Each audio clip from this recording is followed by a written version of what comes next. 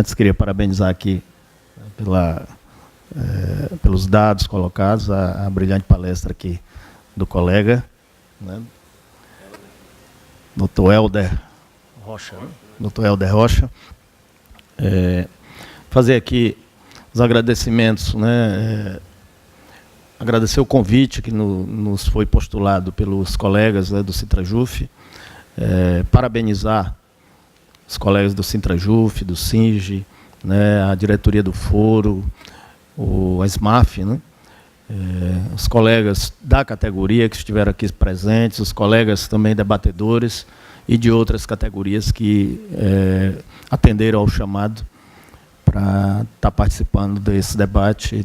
Ontem já tivemos, né, uma palestra do Dr. Amarildo, presidente do FUNPRESP-JUDE, e na continuidade dos debates estivemos aqui hoje, né? Eu fiquei de fazer uma abordagem um pouco no aspecto mais político da questão da reforma da Previdência e também dos desafios que nos impõem, né, que estão aí à espreita e que nós precisamos estar unidos e que precisamos, a cada dia, reunir todas as forças, todas as entidades, sejam da sociedade civil, sindicais, porque o que vem, né, para o nosso futuro é de muita incerteza, né? Então, assim, o cenário, né, é de muita incerteza, é de muita insegurança, e dentro de um contexto que nós estamos vivenciando, né, de um ajuste fiscal sem precedentes, né, na história do nosso país. Houve uma regressão sem limites, né, no avanço do nosso país, na parte econômica, na parte orçamentária, na parte de estrutura de serviços, né, estrutura de serviços já comprometida, né, de serviços públicos, e que nós nos vemos hoje praticamente como uma política de destruição do Estado, né, de desmonte absoluto.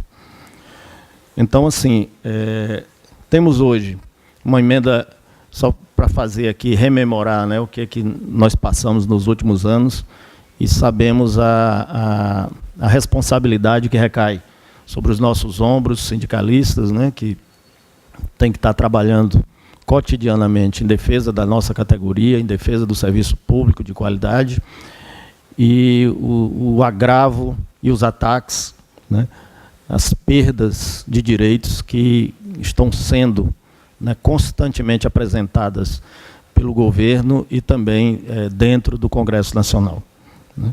Tivemos aí a Emenda Constitucional 95, né, que a partir daí nos trouxe, né, trouxe praticamente um novo cenário de funcionamento dos órgãos públicos, né, em que cada vez mais você vê a impossibilidade até do próprio funcionamento dos órgãos, né, a redução exacerbada de despesas com custeio, né, os cortes, né, um exemplo disso, a Justiça Trabalhista, né, que é uma das mais atacadas no momento, né, sempre de proposta de cortes, né, da ordem de chegando até 50% do orçamento. Temos aí um PLS 116, 2017, que está tramitando no Congresso Nacional, no Senado, né, que coloca o fim da estabilidade do servidor público, né, perda de cargo público por insuficiência, né, de desempenho. Temos aí a reforma trabalhista, que já veio, né, e ao que tudo indica para ficar, né, alguns julgamentos já do Supremo Tribunal Federal sobre a inconstitucionalidade de alguns aspectos da reforma. Temos aí a necessidade de resgatarmos, né, o serviço público para a população brasileira. Então, nesse aspecto do que nós estamos comentando aqui, o FUNPRESP-JUDE, na realidade, ele já faz parte de uma própria reforma, né?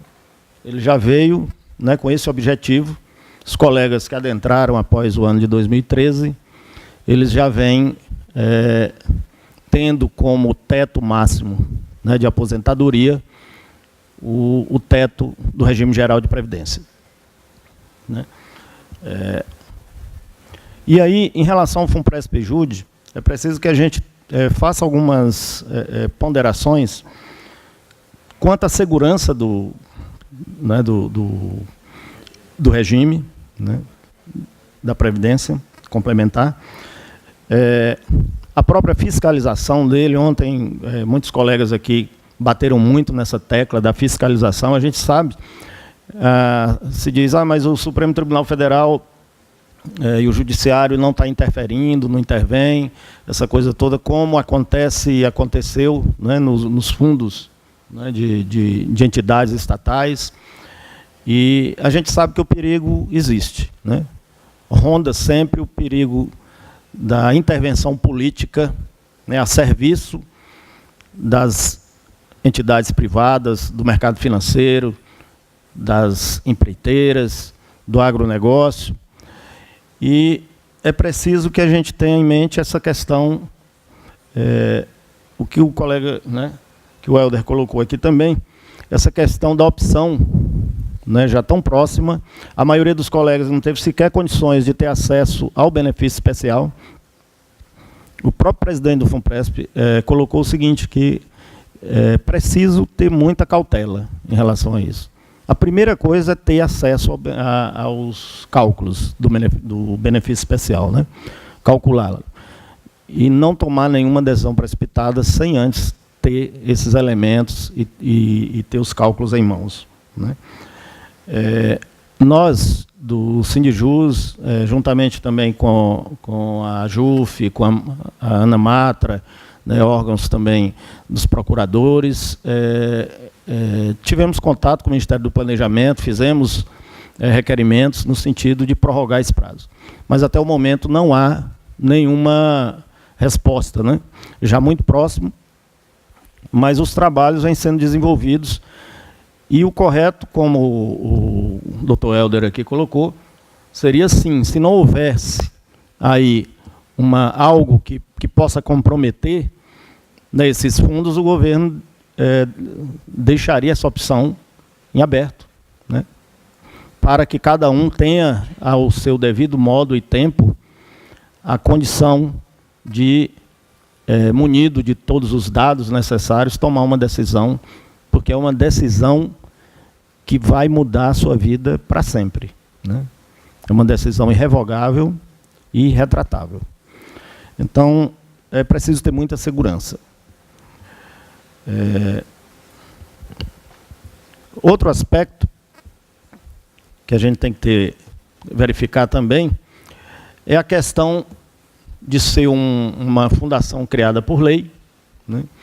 E como muito bem abordado aqui, abordado também pelo colega que nos antecedeu, né? No sentido de que alterações podem ser feitas, né, ao bel prazer do governo, por meio até de medida provisória, né?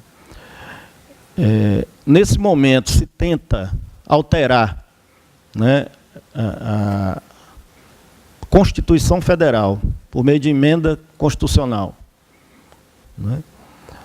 Se tenta alterar, que é a PEC, né, que é a PEC 287, proposta de emenda constitucional, se tenta alterar o funcionamento da Previdência Pública do regime próprio, né, o que é o mais atacado nesse momento, e ontem foi até discutido isso. Quanto mais o governo ele foi sendo, né, à medida que as entidades sindicais, que a população brasileira foi tendo acesso às informações de que a Previdência Pública ela não é deficitária, né? Um trabalho brilhante feito pelos colegas da Anfip e por outros colegas, né, de auditores, da Receita, né, e de outras entidades que se debruçaram bastante no estudo dessa questão, né, e ficou sempre aquela questão, e principalmente em relação à DRU, né, desvinculação de receitas da União, que vai até 2023, né, que queriam prorrogá-la até 2000, era por 30 anos que eles queriam prorrogar. E aumentaram de 20 para 30.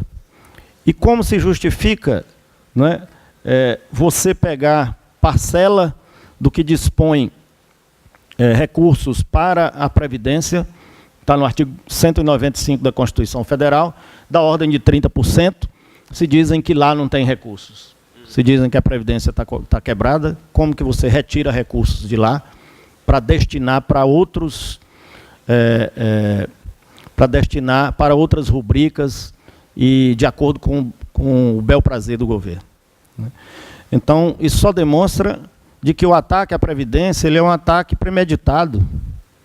E o FUNPRESP, na realidade, ele é um mecanismo, né, também tentando colocar atrativo para os servidores, no sentido de que recursos da Previdência Pública, que vem atender não só aos servidores públicos, mas às pessoas que têm necessidade, outras, né, que não têm a condição, às vezes, de contribuir, né, exatamente essa questão da contribuição solidária, né, da solidariedade, de se pensar no coletivo. E aí é uma forma, né, de você atacar esses recursos que hoje, né, se fala muito, o governo diz que metade dos recursos da União estão sendo disponibilizados para a Previdência Pública, quando, na realidade, é apenas cerca de 25% desses recursos vão para a Previdência, e a metade dos recursos do orçamento da União, hoje, são disponibilizados para o pagamento de juros. Uma dívida que nunca foi auditada, uma dívida que não se sabe sequer a sua origem de forma mais contundente, de forma mais... uma análise mais clara, né? Então, exatamente, já previsto há muito tempo, e uma questão que vem sendo cotidianamente colocada também dentro do Congresso Nacional, já foi até aprovado uma vez, foi vetado, né? Mas esse é um outro aspecto que a gente tem que tratar, né? Então, assim, o FUNPRESP-JUDE já faz parte desse aspecto de reforma, né? Um outro dado que foi colocado, inclusive ontem aqui, é que há necessidade dos recursos alocados para o FUNPRESP-JUDE de que eles sejam investidos no mercado, né? E havia, primeiro, já há um risco de perdas, né, no momento que você faz qualquer investimento no mercado financeiro. E se exige que o capital, que antes, na proposta, conforme foi dito ontem aqui, era de 40% para as entidades privadas e 60% para as entidades públicas, né, no caso, o Banco do Brasil e a Caixa Econômica, ao final de tudo, o que ficou formalizado, né, é que 20% vai para 20% do que deve ser investido que vai para as entidades públicas do mercado financeiro, e o restante pode ser aplicado em entidades privadas, né, do mercado financeiro. Então, você já vê a lógica, a inversão da ordem, e que não há preocupação nenhuma do governo com os fundos, com a sua gerência. O que o governo se preocupou foi em destinar recursos, transferir recursos para o capital privado, né, para a iniciativa privada. Esse é um outro dado que é muito importante que a gente tenha em mente, porque é isso que vai valorar também no futuro, né, essa questão de risco iminente de perdas.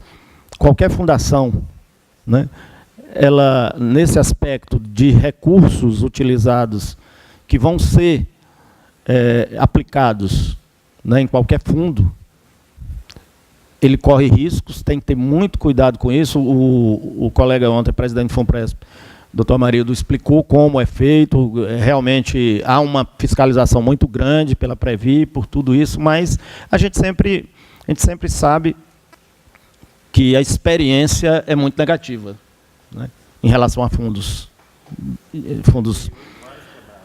Exatamente. Né? Então, assim, e temos, né, ultimamente aí uma série de, né, postales, e teve o Aéreos e teve vários outros que tiveram isso.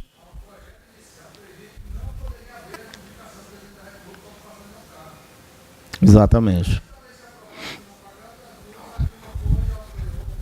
É.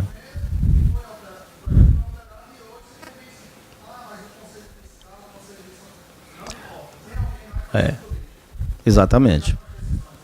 E aquela coisa, né? O político ele mete a mão em tudo, onde tem recurso, né, o político ele tenta de alguma forma colocar pessoas ali a seu serviço, né? Então, assim, o risco de perdas há sim, né? A questão do artigo 40, do parágrafo 15 do artigo 40, eu vou ler aqui para vocês, né? Em que foi de forma sutil para tentar evitar que se identificasse esse engendramento do governo no sentido de passar a mão nos recursos das fundações de previdência complementar, transferir para as previdências abertas, né? O parágrafo 15 diz o seguinte: o regime de previdência complementar, esse é o atual texto do artigo 40 da Constituição. O regime de previdência... Isso. Esse é o atual texto. E a PEC ela vai tirar uma parte substancial desse texto. O regime de previdência complementar de que trata o parágrafo 14 será instituído por lei de iniciativa do respectivo Poder Executivo, observado o disposto no artigo 202 e seus parágrafos, no que couber. Aí eles vão a proposta da PEC retira essa parte aqui, por intermédio de entidades fechadas de previdência complementar de natureza pública. Então, no momento em que veio a PEC 287, retira isso, já vem com a possibilidade real de você mexer na previdência complementar dos servidores, do FUNPRESP-JUDE, do FUNPRESP-ESE e de todas as outras. De você mexer e, a partir daí, você entregar ela para o mercado financeiro, para bancos, né? Então, assim, a dúvida ela é razoável, né? Eu acho que é preciso que se tenha muita confiança e que se tenha muita certeza do que se vai fazer.